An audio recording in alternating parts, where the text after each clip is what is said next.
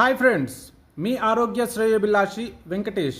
మిత్రులారా, మనం ఈరోజు నీళ్ళ గురించి తెలుసుకుందాము. మరి నీళ్ళు మన శరీరంలో 70% ఉంటాయి. మరి ఈ నీళ్ళు ఎంతటి ప్రభావం మన శరీరం పైన చూపిస్తాయో మీ అందరికీ తెలుసా?